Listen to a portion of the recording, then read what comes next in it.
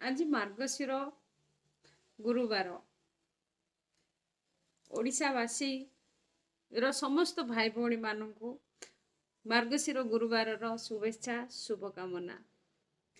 आमे केते व्यस्त रहिले मध्य ओडिशावासी परंपरा ट्रेडिशन रे निजको खाप खोई चलछु। आमर ट्रेडिशनल पूजा विधि लगे भारतर सबु राज्य ठू अलग भिन्नतम।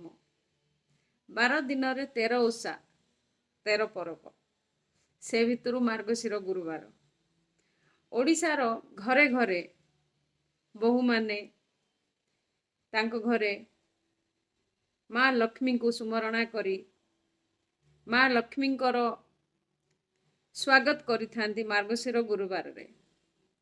एमितिरे सबुदिन लोक पूजा करते किंतु मार्गशीर गुरुवार तार विधि नियम बहुत भिन्न। आग दिन ठू सबू जोगाड़ करथांती, झोटी दियंती, माण पाई सबू काढ़ी पिठापणा पाई काढ़ी सजाड़ी थांती। ता बासी दिन से माने जेतोले गुरुवार रो भोर उठी पूजा करती। माँकर स्वागत कुंभ कलश नाना प्रकार फूल पद्म फूल कई फूल गेंडू फूल रे सुमरणा करथांती। दीप धूप नैवेद्य ता सांगरे माण बसई थांती, पिठापणा करथांती, धान बेणी को पूजा करथांती। विशेष करी धानर जो फसलर धान बेणी को माँ लक्ष्मी रो मस्तक रखी थांती। मते भारी भलो लागे सेटा। ओडिया घर प्रत्येक नारी प्रत्येक स्त्री से सबू करती।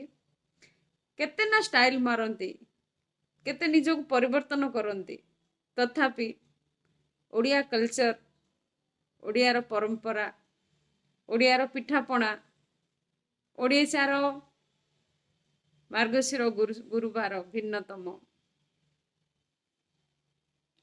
आउ माँ लक्ष्मी को पाखरे जो पूजा अर्चना करथांती ताकू घर लोक घर सदस्य खाई थांती, विभिन्न प्रकार करथांती। आपण विश्वास करिवेनी कौनसी ओडिया बहु से दिन रे सोई पारेनी। से निश्चय उठे तार कर्तव्य करे, माँ लक्ष्मी को सुमरणा करे। एटा तो थिला मोर भावना। आ गोटे कथा माँ लक्ष्मी जोठी सब सुख समृद्धि सेठी तो लागे माँ लक्ष्मी समस्त को कृपा करंतु, आमको भी कृपा करंतु।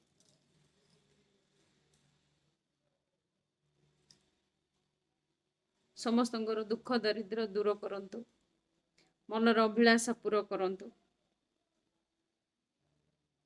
जय महालक्ष्मी, जय गजलक्ष्मी, जय धनलक्ष्मी, जय जनलक्ष्मी।